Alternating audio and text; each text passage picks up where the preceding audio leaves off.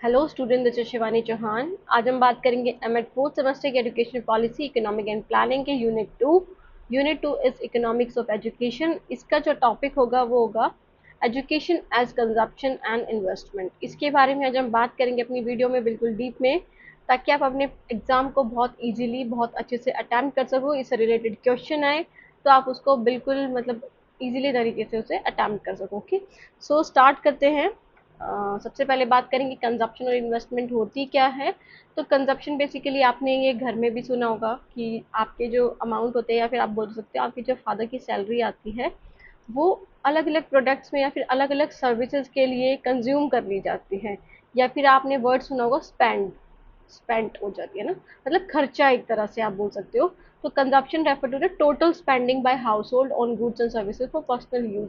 कि जब कोई इंसान अपने खुद के यूज के लिए अमाउंट को या फिर रुपीज को या फिर मनी को यूटिलाइज कर रहा है, या फिर आप बोल सकते हो स्पेंड कर रहा है, खर्च कर रहा है, तो वो क्या हो गया, वो हो गया कंजप्शन। जैसे कि आपने फ्रूट्स खरीदने के लिए अपने लिए, अपने घर वालों के लिए फ्रूट्स खरीदने के लिए पैसे दे दिए, तो वो क्या होगा, कंजप्शन हो गया, है ना। आपने पेट्रोल डलवाया गाड़ी में, तो आपने क्या किया, कंज्यूम करा है उसे अपने ट्रैवलिंग के लिए। ओके, अपनी गाड़ी में उसे डलवाया, तो इट मीन्स कि वो कंज्यूम हुआ है आपके द्वारा।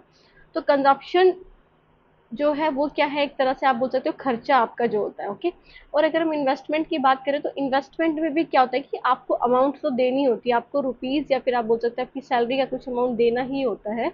बट उसमें क्या होता है, आप उसमें एक्सपेक्ट करते हो कि इन रिटर्न आपको कुछ मिलेगा, मतलब फ्यूचर में मिलेगा, तभी तभी नहीं, फ्यूचर में आपको कुछ मिलेगा। आपने देखा होगा आजकल स्टॉक मार्केट, है ना, स्टॉक मार्केट कितने सारे चल रहे हैं, ये म्यूचुअल फंड्स, है ना, या फिर आप बोल सकते हो आपकी एल आई सीज वगैरह। तो इसमें आप क्या करते हो, आप पेमेंट करते हो स्टार्टिंग में, फिर उसके बाद आप एक्सपेक्ट करते हो कि इन फ्यूचर आपको उसका कुछ रिटर्न मिलेगा हाई वैल्यू में, जितना अमाउंट मैंने दिया है उससे ज़्यादा। So investment refers to the purchase of goods that are not consume today but are use in the future to create wealth. For example, आपने घर खरीद लिया, ठीक है, आपने बना हुआ घर खरीद लिया पूरा। अब आप वो अपने पर्सनल यूज के लिए नहीं ले रहे हो, अब आप उसको ले रहे हो कि आप उसे रेंट पे दोगे या पीजी बनाओगे उसके लिए, ताकि आपके पास रुपीज आए। ओके, तो आप इसलिए खरीद रहे हो कि आने वाले फ्यूचर में आपको उसका बेनिफिट मिले। This include business spending on capital goods and residential construction. कि आप फ्लैट्स बनवा रहे हो, या फिर आप कैपिटल गुड्स खरीद रहे हो, जैसे आपने मशीन खरीद ली, फोन ठीक करने की मशीन खरीद ली आपने। ओके, तो आप वो किस लिए कर रहे हो, आप वो कर रहे हो कि आगे आने वाले टाइम में आपको वो और भी ज़्यादा पैसे क्रिएट करे, जितनी आपने लागत लगाई है, जितना आपने कॉस्ट लगाई है, उससे ज़्यादा आपको प्रॉफिट हो, है ना। तो उस तरह के लिए इन्वेस्टमेंट करी जाती है। कंजप्शन आपके पर्सनल यूज़ के लिए करी जाती है बेसिकली। ओके, और कंजप्शन में क्या होता है, तभी की तभी आप उसे कंज्यूम कर लेते हो, वो आगे आने वाली फ्यूचर के लिए आप बोल सकते हो कि वहाँ पे आप प्रॉफिट को नहीं देखते हो। बट इन्वेस्टमेंट में आप देखते हो कि आपको कुछ रिटर्न मिलेगा, आपको कुछ प्रॉफिट मिलेगा। इसके बाद आ जाता है एजुकेशन एज कंजप्शन। तो एजुकेशन को कंजप्शन कैसे मान रहे हैं, तो एजुकेशन को कंजप्शन इन द सेंस कि आपके फादर आपकी सैलरी सॉरी फीस भर रहे हैं, है ना, आपके स्कूल्स की फीस भर रहे हैं, आपके कॉलेजेस की फीस भर रहे हैं। तो वो क्या हो गया, वो कंजप्शन ही तो हो गया कि आप एजुकेशन ले रहे हो। एजुकेशन क्या हो गई, आपकी प्रोडक्ट हो गई। कंजप्शन क्या हो गई, आपकी जो सैलरी है वो क्या हो गई, कंजप्शन, आप वो खर्च हो रही है। और कंज्यूमर्स कौन है यहाँ पे, कंज्यूमर्स आप खुद हो, है ना, आप खुद हो या फिर आपके पेरेंट्स है। So education as consumption views education as a goods और services that individual consume for personal satisfaction. कि कोई भी इंडिविजुअल अपनी सेटिस्फेक्शन के लिए, कि उसे लग रहा है कि मुझे एजुकेशन में जाना है, सिर्फ मुझे ये स्किल्स आनी चाहिए बस इसलिए, है ना। जैसे आप कंप्यूटर इंस्टीट्यूट्स पे जाते हो, कंप्यूटर इंस्टीट्यूट्स पे, तो बेसिकली आपका ये मन होता है कि मुझे एटलीस्ट कंप्यूटर तो आना ही चाहिए, है ना, इसलिए जाते हो ना अपनी पर्सनल सेटिस्फेक्शन के लिए। आप ड्राइंग्स करते हो, आप ड्राइंग्स का कोर्स लेते हो, तो वो बेसिकली आप क्या कर रहे हो, अपने पर्सनल सेटिस्फेक्शन के लिए कर रहे हो, इंजॉयमेंट के लिए करते हो, या फिर fulfilment rather than future economic gain. कि आप इकोनॉमिक गेन को, मतलब आने वाले फ्यूचर गेन को नहीं देखते हो, प्रॉफिट को नहीं देखते हो कि प्रॉफिट मिलेगा कि नहीं मिलेगा, बस आप वो खर्चा कर रहे हो एक तरह से आज की सेटिस्फेक्शन के लिए, कि आज आपको खुशी मिल रही है उस पैसे को कंज्यूम करके। ओके, तो इसमें क्या हो गया, इसमें कंपोनेंट्स है कुछ एजुकेशन कंजप्शन में। तो सबसे पहले आता है प्राइमरी कंज्यूमर्स। तो प्राइमरी कंज्यूमर्स कौन हो गए, प्राइमरी कंज्यूमर्स हो गए आप स्टूडेंट्स, है ना, जो क्या कर रहे हो, जो एजुकेशन ले रहे हो। सेकेंडरी कंज्यूमर्स कौन हो गए, सेकेंडरी कंज्यूमर्स हो गए आपके पेरेंट्स, आपके रिलेटिव जो आपकी फीस भरते हैं। ओके, वो भी तो कंज्यूमर्स ही है ना, क्योंकि फीस तो वही भरते हैं, आप खुद तो स्कूल की फीस भर नहीं सकते, है ना। सो उसके बाद एजुकेशन इधर प्रोडक्ट माना जाता है, जैसे आप कोई चीज़ खरीदने जाते हो, फ्रूट सेलर से फ्रूट्स खरीदने जा रहे हो, तो वहाँ पे फ्रूट क्या हुआ, वो प्रोडक्ट हो गया। तो यहाँ पे एजुकेशन वो प्रोडक्ट है जो आपको मिलेगा in exchange of your money, in exchange of your salary, या फिर आप बोल सकते हो fees. Okay, so after it is seller कौन है? सेलर यहाँ पे इंस्टीट्यूशंस हैं, आपके स्कूल्स हैं, आपके कॉलेजेस है, आपकी यूनिवर्सिटीज़ है, गवर्नमेंट या फिर स्टेट है। गवर्नमेंट या स्टेट कैसे है? जो गवर्नमेंट स्कूल्स होते हैं उसमें कौन होते हैं? उसमें सेलर कौन होते हैं? गवर्नमेंट ही होती है। आपको सब्सिडाइज करके, आपको कुछ अमाउंट कम करके आपकी फीस को लेती है, बट वो भी क्या है? वो भी सेलर है, वो भी एजुकेशन को एक तरह से बेच रहे हैं, है ना। एजुकेशन बेच कौन रहा है? आपकी जो स्कूल्स हैं, कॉलेजेस है, यूनिवर्सिटीज है, गवर्नमेंट है। और ले कौन रहा है? ले रहे हो आप एज अ प्राइमरी कंज्यूमर्स, और आपकी फीस कौन भर रहा है? आपके mummy papa. Okay, so after that is education क्या है? आप क्या मतलब आपको क्या मिल रहा है उसके बदले? तो एजुकेशन आपको मिल रही है, तो ये क्या हो गया? प्रोडक्ट हो गया। समझ में आया? बहुत ही ईजी सा कॉन्सेप्ट है। ओके, तो आपको ये ज़रूर करके आना है। ऐसे ही अगर आपके पेपर में पूछा जाएगा कि एजुकेशन इज कंजप्शन और इन्वेस्टमेंट बताओ, तो आप इस फ्लो चार्ट को ज़रूर बना के आना कि यहाँ पे प्राइमरी कंज्यूमर कौन है, सेकेंडरी कंज्यूमर कौन है, एजुकेशन को क्या बना है, सेलर कौन कौन है। तो इससे एग्जामिनर पे अच्छा फंक जाता है। ओके, सो उसके बाद आ जाते हैं हम नेक्स्ट पे। तो features of education as consumption good.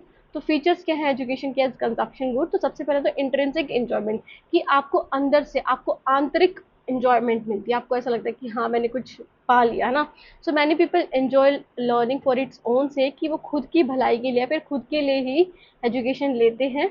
Studying literature, history, art और फिलोसफी में not lead to high earnings, but they can bring personal fulfilment and mental stimulations. इसका क्या कहने का मतलब है? जो लिटरेचर पढ़ते हैं, लिटरेचर इन द सेंस की जो पोएम्स हैं, है ना, जो स्टोरीज हैं, उनको जो पढ़ते हैं, नॉवेल्स पढ़ते हैं आप बोल सकते हो, और हिस्ट्री के कुछ पार्ट पढ़ते हैं, लाइब्रेरी से लेके इशू करा के, वो रुपए देते हैं ना उनके एक्सचेंज में। आर्ट आर्ट के बारे में वो कुछ पढ़ रहे हैं, फिलोसफी के बारे में पढ़ रहे हैं, डिफरेंट डिफरेंट फिलोसफीज के बारे में। तो बेसिकली वहाँ पे खुद की एंजॉयमेंट के लिए, खुद की नॉलेज के लिए ले रहे हैं। उनको एज एक्सपेक्टेशन, उनको कोई भी एक्सपेक्टेशन नहीं है कि उन्हें कुछ अर्निंग मिलेगी उससे। ओके, सिर्फ पर्सनल फुलफिलमेंट के लिए कर रहे हो, और अपना दिमागी शक्ति को थोड़ा अच्छा कंट्रोल में रखने के लिए, कि उनको संसार के बारे में पता चले, इसलिए कर रहे हैं। After that is social experiences के लिए। तो education specially at the school और कॉलेज लेवल। तो जो स्कूल और कॉलेज लेवल पे जो एजुकेशन दी जाती है, आपको क्यों बुलाया जाता है डिपार्टमेंट्स, आपको क्यों बुलाया जाता है कॉलेज? कि आपको सोशल एक्सपीरियंसेस मिले, है ना, आपको सोसाइटी के बारे में पता चले, डिफरेंट कल्चर्स के बारे में पता चले, डिफरेंट डाइवर्सिटीज के बारे में पता चले हमारे इंडिया में, है ना। So over a rich social environment, making friends, participate in clubs और enjoyment campus life, these aspects have value beyond academics, है ना। तो इसका मतलब क्या है? कि आपकी जो एकेडमिक्स जो चीज़ें हैं, जैसे आपका सिलेबस करा दिया, आपकी फाइल्स ले ली, उसके अलावा भी उसका एक मेन मोटो होता है क्या? कि आपको सोशल एक्सपीरियंस कराना। आप कैसे करते हो? दोस्त बना के, क्लब्स में पार्टिसिपेट करके, जैसे आपने डांसिंग क्लब में पार्टिसिपेट कर लिया, या फिर आप बोल सकते हो कि एनसीसी में कर लिया, आपने एनएसएस में कर लिया। तो वहाँ पे आपकी जो सोशल एक्सपीरियंसेस है वो बहुत ज़्यादा बढ़ते हैं, और कैंपस लाइफ को एंजॉय करने के लिए। ओके, तो ये भी क्या हो गया? एजुकेशन एज कंजप्शन का पार्ट हो गया। After that is a lifestyle and identity. So higher education can shape lifestyle and identity. जो आपकी हायर एजुकेशन होती है, जो आफ्टर ट्वेल्थ आपकी एजुकेशन होती है, that is from after twelfth, आप जो बी कॉम या बी ए या फिर कोई भी ग्रेजुएशन करते हो, तो वो एजुकेशन क्या होती है? आपकी लाइफस्टाइल को, आपकी आइडेंटिटी को बिल्कुल बदल देती है। आपने देखा होगा कि आप जो ट्वेल्थ में थे आज वैसे नहीं हो, बिल्कुल चेंज हो चुके हो, है ना। मोस्टली बच्चे क्या हैं, बिल्कुल चेंज हो जाते हैं, क्योंकि आपकी लाइफ स्टाइल, आपके रहने सहने का तरीका, आपकी जो मैच्योरिटी है वो ज़्यादा इंक्रीज हो जाती है इस लेवल पे। Okay, so attending a prestigious university और being a part of certain academic community can be a status symbol and provide a sense of belonging। कि आप ऐसी यूनिवर्सिटी में पढ़ रहे हो जो बहुत ही मतलब जिसका बहुत ज़्यादा नाम है ना, जिसकी एजुकेशन आप बोल सकते हो बहुत अच्छी है, जैसे हमारी एमडीयू यूनिवर्सिटी है ना, हमारी एमडीयू यूनिवर्सिटी, और जिसमें हमारा जो गंगा इंस्टीट्यूट ऑफ एजुकेशन है। ओके, तो बेसिकली ये क्या है? एक तरह से आप उसकी पार्ट हो, कुछ उनकी एकेडमिक कम्युनिटी के, तो उससे आप एक तरह से स्टेटस सिंबल दिखा रहे हो कि आपकी वजह से हमारी पहचान है ना, हमारे इंस्टीट्यूट की पहचान है, हमारी यूनिवर्सिटी की पहचान है। So it provide a sense of belonging, कि आपको ये लगता है कि हाँ मैं इससे रिलेटेड हूँ। तो ये क्या हो गया, आपकी लाइफस्टाइल और आइडेंटिटी को भी चेंज करता है क्या, आपका एजुकेशन।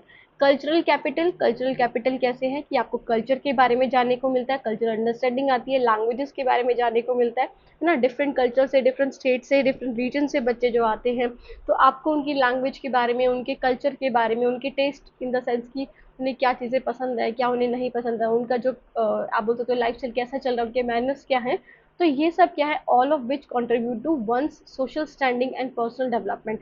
तो जिससे क्या पता चलता है हमें कि वो मतलब सोसाइटी में कितना ज़्यादा, आप बोल सकते हो कि वो सोसाइटी में कितना ज़्यादा कंट्रीब्यूट कर रहा है, या फिर वो सोसाइटी में कितना ज़्यादा घुलता मिलता है। ओके, सो पर्सनल डेवलपमेंट के लिए और सोशल स्टैंडिंग के लिए वो बहुत ज़्यादा कंट्रीब्यूट करती है आपकी, क्या, आपकी एजुकेशन। ओके, तो इसमें क्या हो गया, इसमें किसी भी पॉइंट, हमने ये जो 4 पॉइंट पढ़े, इसमें किसी भी पॉइंट में पैसे का नाम नहीं आया, मतलब कुछ रिटर्न का नाम नहीं आया, आप बस पर्सनल अपने एक्सपीरियंसेस के लिए या फिर पर्सनल डेवलपमेंट के लिए एजुकेशन ले रहे हो, तो वो कंजप्शन में आ जाती है।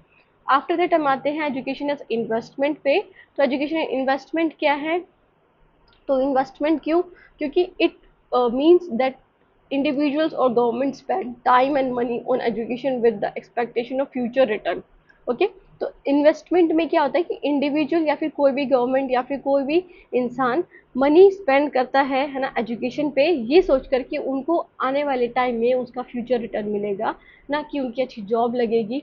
अगर उन्होंने आप कोई कॉलेज क्यों चूज़ करते हो, इसलिए ना कि आपको लगता है कि ये रेप्यूटेड है, तो ये इधर आपको अच्छी जॉब मिल सकती है आगे आने वाले फ्यूचर में, हो ना, है ना। सो इससे क्या पता चलता है कि एजुकेशन को हम इन्वेस्टमेंट मान रहे हैं, such as higher income, better employment opportunities, कि आपको बहुत सारी जगह पे एम्प्लॉयमेंट अपॉर्चुनिटीज़ मिल रही है, आपने कोई डिग्री की है अच्छे कॉलेज से, एंड इंक्रीज प्रोडक्टिविटी, है ना, और आपकी जो प्रोडक्टिविटी है कि आपकी काम करने की क्षमता है वो भी इंक्रीज होती है। सो ये क्या है, ये निशान है, ये साइन है किसके, इन्वेस्टमेंट के, कि आप एजुकेशन को इन्वेस्टमेंट मान के चल रहे हो। जैसे कोर कॉन्सेप्ट कहाँ से आया इसका, ह्यूमन कैपिटल थ्योरी से। ह्यूमन कैपिटल थ्योरी क्या है कि आप ह्यूमन को कैपिटल मान के चल रहे हो, मतलब आप बोल सकते हो कि पूंजी मान के चल रहे हो, कि आप आज उसे लगा रहे हो, मतलब आज आप पढ़ रहे हो, आगे आने वाली फ्यूचर में आपको हायर रिटर्न देखने को मिलेंगे in the form of salary, है ना, in the form of high salary, reputed, आप बोल सकते हो कि आपके पास रेप्यूटेड बिजनेस होगा। तो उस तरह से, जैसे जो इकोनॉमिस्ट थे ह्यूमन कैपिटल थ्योरी से रिलेटेड, गैरी बैकर और थियोडोर स्कल्स, है ना, human capital theory treats education as investment. तो इधर ह्यूमन कैपिटल थ्योरी इन्होंने दी थी जो एजुकेशन को इन्वेस्टमेंट की तरह मानती है, मतलब एक फिजिकल कैपिटल की तरह। जैसे हमारे मशीन और टूल्स होते हैं, कोई भी कंपनी, कोई भी इंडस्ट्री मशीन्स और टूल्स खरीदती है, इसलिए नहीं कि उन्हें पर्सनली यूज़ करना है, इसलिए कि वो आगे आप उनके लिए जो प्रोडक्ट्स होंगे, जैसे फॉर एग्जांपल उन्होंने बाइक रिपेयरिंग के लिए खोल दिया ना, या फिर सर्विसेज के लिए खोल दिया, बाइक सर्विसेज के लिए, कार सर्विसेज के लिए उन्होंने टूल्स खरीद लिए, तो वो टूल्स उनके काम आएंगे, उनके काम किस में आएंगे, उनको और ज़्यादा प्रॉफिट, उनको और ज़्यादा अर्निंग कराने में। तो ऐसे ही ह्यूमन भी क्या है, ह्यूमन को अगर हम आज पढ़ाएंगे तो वो आगे हमारे नेशनल डेवलपमेंट में भी कंट्रीब्यूट करेगा, है ना। So just as machine increase production, तो जैसे मशीन प्रोडक्शन इंक्रीज करती है किसी भी चीज़ का, कि आप एक मशीन से कितनी सारी चीज़ें बना सकते हो, तो वैसे ही एजुकेटेड पीपल जो होते हैं, जो पढ़े लिखे लोग होते हैं, वो बहुत ज़्यादा प्रोडक्टिव होते हैं, आपके लिए बहुत सारा काम करते हैं और भी अर्न करते हैं, जो आपके नेशनल डेवलपमेंट में बहुत ज़्यादा कंट्रीब्यूट करते हैं, पॉजिटिवली कंट्रीब्यूट करते हैं। ओके, पॉजिटिवली कंट्रीब्यूट करते हैं, तो वो उनको एसेट की तरह ज़्यादा देखा जाता है। जो कॉमर्स के स्टूडेंट्स हैं वो बेसिकली इन टर्म्स को समझ सकते हैं बेसिक से। तो एसेट्स मतलब क्या होता है कि इट मीन्स कि जो आपको आने वाले फ्यूचर टाइम में आपको कुछ हेल्प करे, है ना, आपके ऊपर कोई आप बोल सकते हो कि कोई कर्जा नहीं है, नहीं कर्जा नहीं, जो आपके पास चीज़ें हैं अभी, वो सारी आपकी एसेट होती है। ह्यूमन कैपिटल भी एक एसेट है। Okay, so after that is the education as investment. तो एजुकेशन इन्वेस्टमेंट में कंपोनेंट्स क्या हैं, तो सबसे पहले कोस्ट। कोस्ट क्या है, आपकी इनपुट, मतलब जो आप कोस्ट लगाते हो, जो आप अमाउंट लगा रहे हो एजुकेशन में, जैसे आपके मदर फादर ने फीस भरी, तो वो क्या हो गई, वो कोस्ट हो गई। और रिटर्न क्या आया, आउटपुट निकल के आया। रिटर्न क्या आया कि आपको अच्छी जॉब मिल गई, है ना, आपको अच्छी जॉब मिल गई, आप अच्छे रेप्यूटेड कॉलेजेस में जॉब करने लग रहे हो, या फिर किसी इंडस्ट्री में जॉब कर रहे हो, बिजनेस आपने अपना खोल लिया, या फिर आप बोल सकते हो बिजनेस स्टार्ट कर लिया आपने अपना, तो वो क्या हो गया, वो रिटर्न हो गया, मतलब आउटपुट हो गया। इन्वेस्टर कौन होता है यहाँ पे, इन्वेस्टर मतलब जो अमाउंट आप यहाँ पे इन्वेस्टर इसलिए बोलोगे क्योंकि वो खर्चा कर रहा है आने वाले फ्यूचर अर्निंग के लिए, कि मुझे कुछ अर्निंग होगी। Okay, sorry. सो इसमें क्या है, फैमिली है, स्टूडेंट्स है, गवर्नमेंट है, तो ये सारे क्या हैं आपकी इन्वेस्टर्स हैं जो इन्वेस्ट करते हैं एजुकेशन में। आपकी फैमिली करती है, स्टूडेंट्स करते हैं खुद, और गवर्नमेंट भी करती है, जैसे आपको स्कॉलरशिप स्कीम्स दे देते हैं ना, ताकि आप अच्छे से पढ़ो और फिर बाद में उनको एक अच्छा स्टूडेंट मिले, अच्छा ऐसा इंसान मिले, अच्छा ऐसा टीचर मिले जो आगे आने वाले फ्यूचर स्टूडेंट्स को भी अच्छे से पढ़ाए। So after it is education as investment के की फीचर्स क्या है? सबसे पहले तो इंस्ट्रूमेंटल वैल्यू होती है। तो एजुकेशन को हम इंस्ट्रूमेंटल वैल्यू मान के चलते हैं, मतलब उसकी कुछ वैल्यू है कि आपको एजुकेशन के जरिए आपको स्किल्स मिलेंगी, आपको नॉलेज मिलेगी, आपकी एबिलिटीज इंक्रीज होंगी, है ना, आपको और भी ज़्यादा प्रोडक्टिव बनाएगी कि आप बहुत अच्छे से काम कर सकोगे। अगर आपके पास कोई बेसिक स्किल होंगी या फिर किसी भी आप बोल सकते हो कि एरिया से रिलेटेड कोई भी आपके अंदर स्किल होगी, तो आप अच्छा बेहतर काम कर पाओगे, तो आपकी कुछ वैल्यू है, आपकी एजुकेशन की कुछ वैल्यू है। तो education is a tool to develop human capital, कि आप ह्यूमन को कब, ह्यूमन पूंजी को ना, मानव पूंजी बोल सकते हो आप, कि आप उसको कैसे ज़्यादा डेवलप कर सकते हो अगर आप उनको एजुकेशन दो। अगर सभी के पास एजुकेशन होगी तो क्या होगा, तो उससे क्या होगा, हमारे जो नेशन, हमारा जो राष्ट्र है, उसके डेवलपमेंट में बहुत ज़्यादा अच्छे से इंक्रीमेंट होगा। Okay, so after that is future oriented है। फ्यूचर ओरिएंटेड कैसे है? The cost, tuition, time, efforts are incurred now in expectation of future benefits. तो जो आप कॉस्ट अभी लगा रहे हो, जैसे ट्यूशन में, टाइम में, एफर्ट्स आप लगा रहे हो, ये सारे क्या हो गए, आपके कॉस्ट हो गए। तो ये सारे अभी क्या हो रहे हैं, अभी तो हो रहे हैं, आपको लग रहा है कि कॉस्ट है, बट अगर आपकी अच्छी जॉब लग जाती है तो इसका मतलब आपका फ्यूचर बेनिफिट्स में, मतलब जो आपने एक्सपेक्ट किया था वो आपको अर्निंग मिलने लग रही है। After that is economic rationality. तो इकोनॉमिक रैशनैलिटी क्या है? इंडिविजुअल्स और government treat education like a financial investment. तो जो इंडिविजुअल्स हैं या फिर गवर्नमेंट्स हैं, वो एजुकेशन को क्या मानते हैं? फाइनेंशियल इन्वेस्टमेंट मानते हैं, expecting a return in terms of higher wages, कि वो क्या एक्सपेक्ट कर रहे हैं कि उनको कुछ रिटर्न मिलेगा इन फ्यूचर हायर वेजेस के रूप में, ना, हायर वेजेस के रूप में, हायर सैलरी के रूप में, करियर ग्रोथ में, नेशनल इकोनॉमिक डेवलपमेंट में। तो इकोनॉमिक रैशनैलिटी बेसिकली क्या है कि आप अभी पैसा खर्च कर रहे हो ये मान के कि आपको आने वाले फ्यूचर में पर्सनल आपको डेवलपमेंट होगा, है ना, पर्सनल डेवलपमेंट होगा, और करियर आपका ग्रोथ करेगा। ओके, करियर ग्रोथ में भी डेवलपमेंट होगा, and after that is national development में भी हेल्प करेगी। ओके, ठीक है। सो ये था एजुकेशन एज इन्वेस्टमेंट। तो हमने पढ़ लिया एजुकेशन एज इन्वेस्टमेंट क्या होता है, कंजप्शन क्या होता है। कोई भी डाउट है, कोई भी क्वेरी, आप पूछ सकते हैं कमेंट सेक्शन में। Thank you so much for watching the video. Like the video if you like it. So thank you, have a nice day. मिलते हैं नेक्स्ट वीडियो में, तब तक के लिए टेक केयर, बाय।